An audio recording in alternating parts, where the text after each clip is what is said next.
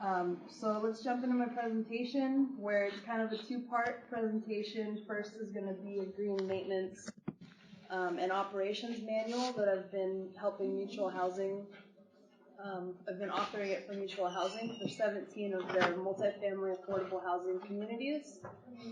The second part of my presentation is going to be a case study on a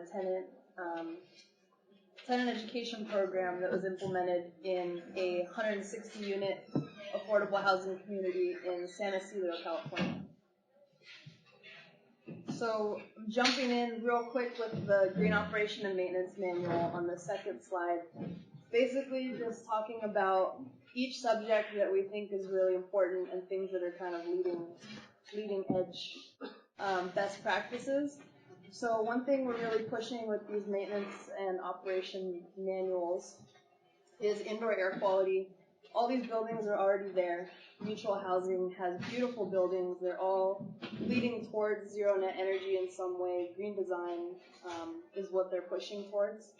So our idea with this maintenance and operation manual is how do we push forward in maintaining these awesome properties.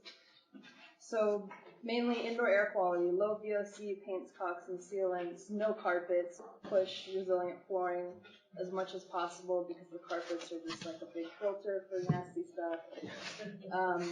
And then non-toxic cleaning products, checking the building, like every week, every month by the maintenance staff, making sure that the security is there so that the occupants are safe.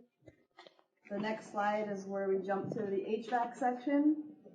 So a lot of these things are basic safety and health, and also keeping the equipment maintained properly.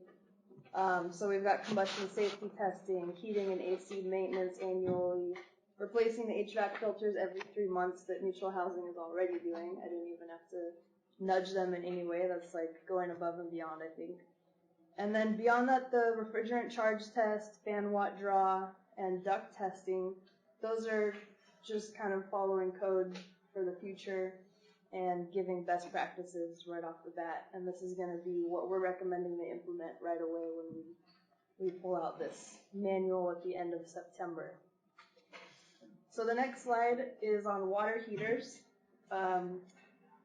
The focus of this presentation for this section at least is the properties are in Sacramento and Davis, so a lot of agricultural use in that area. They have hard water. And best practices that we've found are going to be, as soon as you put in your water heater tank or tankless system, you want to put a water softener in there also. That's the best way to maintain the system overall.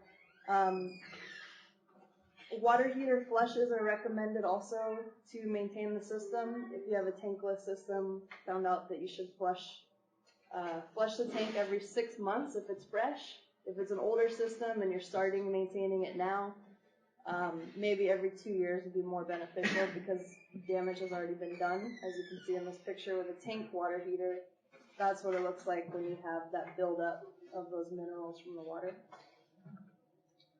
The next section on slide 5, basic record keeping. I've noticed that a lot of these properties with any developer for multifamily, a lot of people don't have records of maintenance for specific equipment and even understanding what the scope of their equipment is that they have on site. So this is something that we came up with, this maintenance log, and this is actually from the manual, this text on the left. So this is our idea of something that you can implement right away and make sure that the equipment is working well. We have record of it. The next section, slide 6, is the lighting and appliances.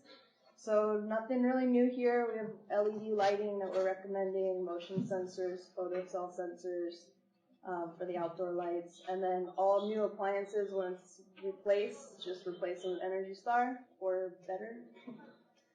And water conservation. Obviously, we're in a drought. We have really good products out there to be used to help save water in the apartment units. So one thing that we're recommending is leak detection kits, and at every unit inspection, they happen a couple times a year. There's these blue dye tablets that you can see in the photograph, and you just basically put it in your tank, wait 30 minutes. If you see blue come out of the bowl of the toilet, then then you know you have a leak, you want to fix it right away, make sure that you're using the least amount of water possible on site. And the bottom products are Evolve shower heads, save water in the shower. The next section of our manual is waste management on page 8. So basically we're following the California's recycling goal of 75% waste diversion from the waste stream. One way to implement this is through recycling. Davis has composting through the city, and we really need to drive tenant education for this, teach people what needs to be done in their area, because every area is different. Up here it's totally different than it would be in LA or Sacramento.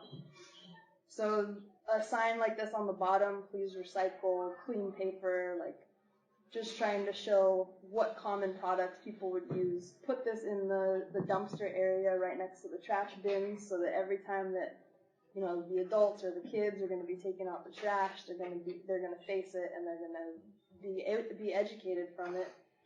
And then on the top is more of like a trigger type of educational message, where again this would be laminated, permanently installed by the waste bins, so that hopefully you could see this and it could help kind of change your behavior in the future, remind you that there is a problem out there and that's why we're doing this. So maybe next time you won't throw those plastic bottles in the trash. You'll be like, oh man, throw it in the recycling bin.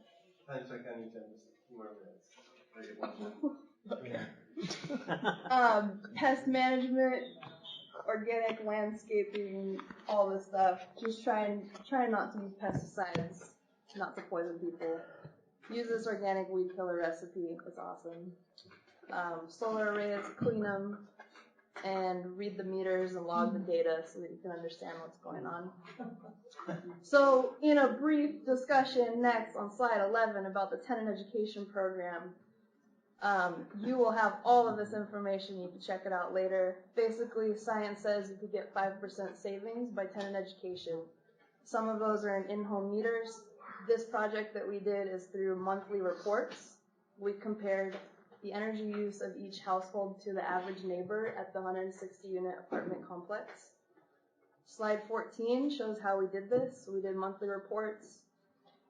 We had a kickoff party that was an awesome pool party event, had a lot of people come out and told them who we are, who's going to give you this letter every month, customized it to each person's household.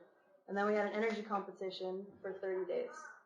Results, slide 15, energy competition, 30 days, every single building across the board saved energy. The highest savers were 17 to 18.5% reduction from the previous month baseline. Weather could have been a factor in this, not going to lie. February to March, we compared it to January 15th to February 15th, which is the highest using heating month. But let's go to page 16, where we have our overall results for our tenant education program. And so are you going to do this for a while so you can see it year over year on the same month? We did a pilot project for this first year. So it was a one-year study, basically. We saved 17% based on the energy model from the California Utility Allowance Calculator, which is the most accurate representation or prediction of how people use energy in the home.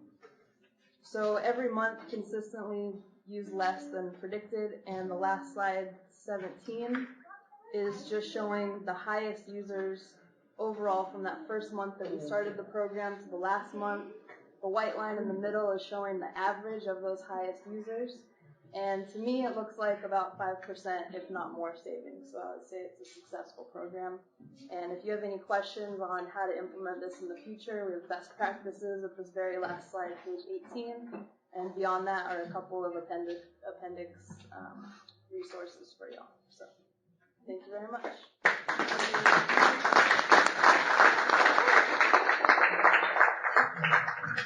Well done. An award for being the most timely, right?